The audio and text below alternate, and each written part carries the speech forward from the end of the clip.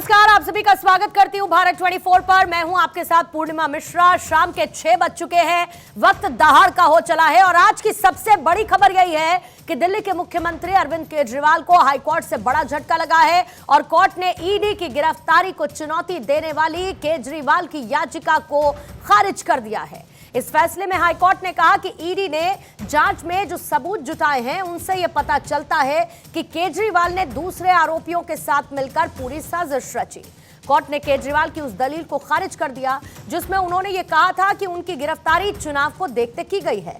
Court ने माना कि कोर्ट कहते हैं कि वो मानते हैं कि गिरफ्तारी और रिमांड की जांच कानून के हिसाब से होगी, न कि चुनाव की टाइमिंग को देखकर। इसके साथ ही हाईकोर्ट ने यह कहा कि जांच आरोपी के मुताबिक हो नहीं सकती है।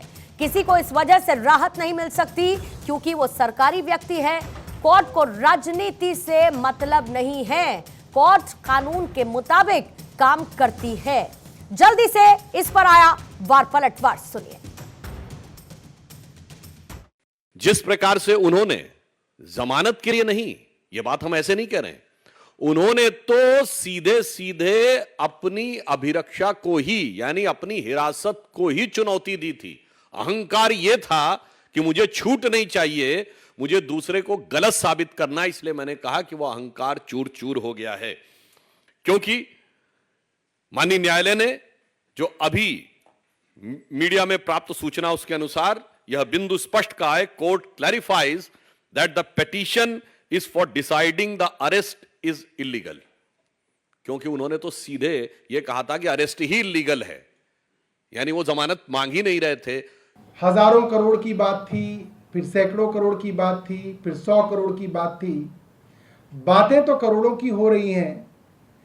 किसी भी जगह पे अब तक ईडी या सीबीआई को 1 रुपए की भी गैर कानूनी रिकवरी नहीं हुई, 1 रुपए की भी। ये अपने आप में बहुत बड़ी बात है। जब करोड़ों का हेर फेर हो और 1 रुपए की भी रिकवरी ना हो तो इस जांच के ऊपर बड़े सवाल खड़े होते हैं। तो आज हाईकोर्ट की तरफ से बहुत प्रमुख बातें की गई, जिसमें सबसे सख्त टिप्पणी कोर्ट की तरफ से रही कि आरोपी तय नहीं कर सकता कि जांच किस तरीके से आगे बढ़नी चाहिए।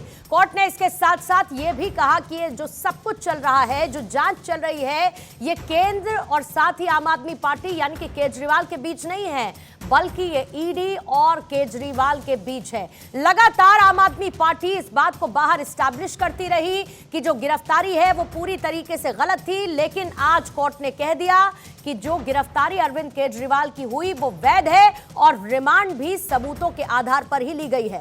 और ऐसे में कुछ सवाल उपजते हैं, आज उन्हीं सवालों पर करेंगे दहाड़ में चर्चा। और सबसे पहला सवाल यह है कि केजरीवाल के लिए अब आगे का रास्ता क्या बचा है। हालांकि अरविंद केजरीवाल और उनकी team, legal team, supreme court जाने की तैयारी कर चुकी है और हाईकोर्ट की टिप्पणी के बाद केजरीवाल के लिए राहत की कितनी उम्मीद बचती है।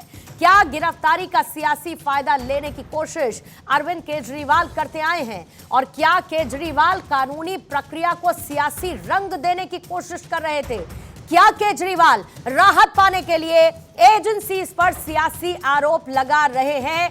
यह सबसे अंतिम और महत्वपूर्ण सवाल भी है।